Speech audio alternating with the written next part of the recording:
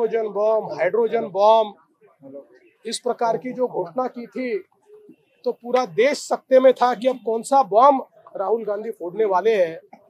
लेकिन ये तो ऐसा बम था कि जिसमें कोई आवाज ही नहीं थी, फुसा बम था, फुस बम था, इसमें कुछ नहीं था।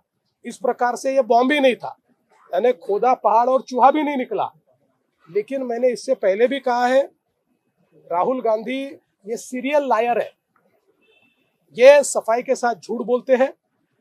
और मैं एक ही चीज के लिए उनको मार्क्स दूंगा कि लगातार मीडिया के सामने आकर, नेशनल मीडिया के सामने आकर इतने सफाई से झूठ बोलना, ये भी अपने आप में एक बहुत बड़ी कला है, जो शायद देश में अब उनके ही पास बची हुई है।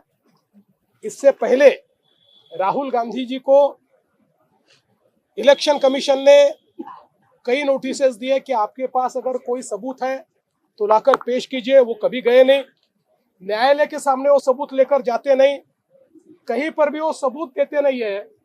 लेकिन बोलते ऐसे मानो सारी चीजें उनके पास हो।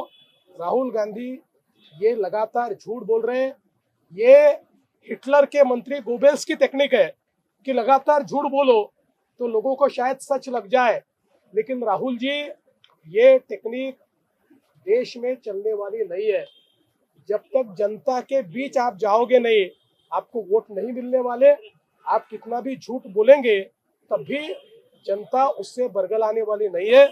और मैं ये मानता हूं कि इस प्रकार से रोज झूठ बोलकर वे भारत के संविधान का अपमान करते, भारत के संविधान ने जो न्यायालय तैयार किया उस न्यायालय का अपमान करते, भारत के संविधान ने इलेक्शन कमीशन जैसी संस्था तैयार की उसका अपमान करते, और एक प्रकार से पूरे संवैधानिक ढांचे का अपमान ये राहुल गांधी कर रहे हैं। बिहार चुनाव से पहले क्या जानबूझ के इस तरीके के मुद्दे को लाया जा रहा है ताकि बिहार चुनाव को इसका इस्तेमाल किया जाए? देखिए, मैं आपको एक बात बोलता हूँ, राहुल जी को इस देश की नब्ज ही नहीं समझी और वही गलती वो कर रहे हैं।